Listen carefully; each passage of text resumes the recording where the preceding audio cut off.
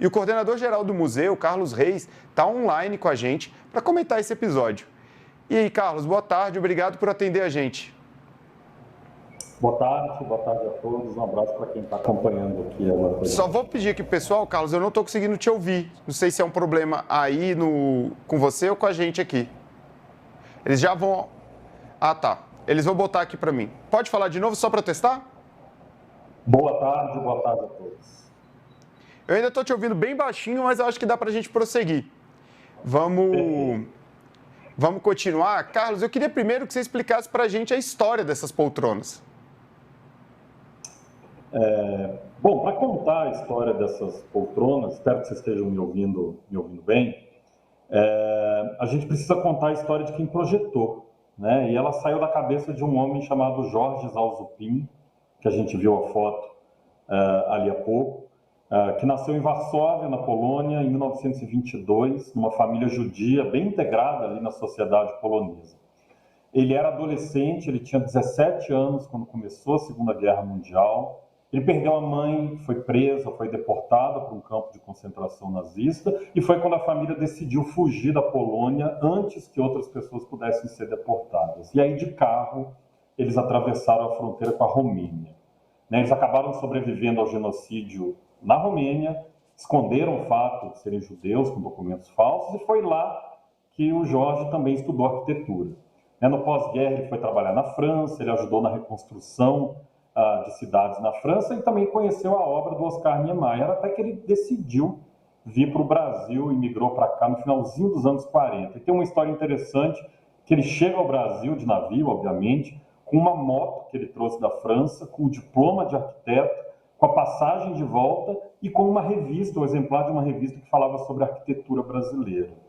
Ele tentou ficar no Rio, não deu muito certo, ele acabou se assentando em São Paulo, se especializou no design de móveis, e aí teve o contato de um arquiteto chamado Luciano Korngold, com quem ele trabalhou, até abriu um escritório. Inclusive, o primeiro móvel de sucesso dele foi um carrinho de chá, que era inspirado no que ele via na Polônia quando ele era criança. E aí ele participou do design de várias obras em São Paulo, até que ele integrou o grupo que, a convite do Niemeyer, nos anos 60, concebeu e produziu os móveis para os gabinetes, para os palácios na construção de Brasília. E aí vem a história dessas poltronas que foram destruídas pelos golpistas. Tinha sido criada uma primeira versão, essa poltrona era destaque na fábrica dele, que se chamava L'Atelier, e para o Supremo Tribunal Federal ele fez uma série especial sob medida. Tem uma entrevista dele de pouco mais de 10 anos atrás, que o museu resgatou, que ele conta como ele pensou nessas cadeiras, com um encosto, que ele chamou de espaldar, bem alto, para transmitir sobriedade aos juízes que sentassem ali, também impor respeito. E ele disse também que escolheu a cor por acaso, que no estoque da fábrica dele tinham duas cores muito escuras, o verde escuro, o verde musgo, um preto, e só tinha uma cor mais clara, que era um amarelo, e ele achava que essas cores escuras iam deixar o ambiente do Supremo muito pesado, e aí ele escolheu a única cor clara que ele tinha no estoque. O seu Jorge Zalzupin é conhecido hoje como um dos maiores, talvez o maior designer modernista do Brasil, é muito famosa também, outras obras, uma cadeira dinamarquesa que ele concebeu também, e o seu Jorge nos deixou, faleceu em agosto de 2020, ele tinha 98 anos. E o senhor tem informação de quantas peças foram danificadas e qual o tamanho do estrago que ocorreu? Olha, a resposta dessa pergunta ainda é bastante incerta, até porque os inventários ainda não foram checados, e só hoje, foi a notícia que saiu na imprensa, e a gente pode repercutir, é que foi anunciado o novo presidente do IPHAN, que é o Instituto do Patrimônio Histórico e Artístico Nacional. Até então o IPHAN estava acéfalo, e vai ser necessário uma força-tarefa do IPHAN, que é vinculado ao Ministério da Cultura, junto com os setores que cuidam do patrimônio dos prédios dos três poderes, para que a gente tenha uma noção do tamanho da destruição. Até porque não só esse acervo é protegido, mas os próprios espaços são tombados pelo patrimônio histórico. O fato das poltronas do plenário do Supremo Tribunal Federal terem sido criadas por um sobrevivente do Holocausto, que reconstruiu sua vida no Brasil, é uma informação que nós tínhamos aqui no Museu do Holocausto, assim como a escultura do Franz Kreisberg, que é outro sobrevivente do Holocausto, essa obra do Kreisler, que ficava no Palácio do Planalto, teve os galhos arrancados, jogados para fora do espaço, enfim, um horror. A gente vai precisar ainda, nesse rescaldo, identificar, né, para ter essa noção do que foi perdido, do tamanho desse estrago. E há um simbolismo, né? Porque, obviamente, a gente não pode comparar a tragédia humanitária, que foi o Holocausto, com os ataques terroristas que ocorreram no domingo. Não há comparação na dimensão de nenhuma desses dois acontecimentos. Mas há um simbolismo, né, do tamanho e do problema que é o extremismo, né? Acho que dá para a gente interpretar por aí. Bom, primeiro a gente ressalta que nenhum dos móveis ou das obras que foram destruídas, né, é um objeto qualquer.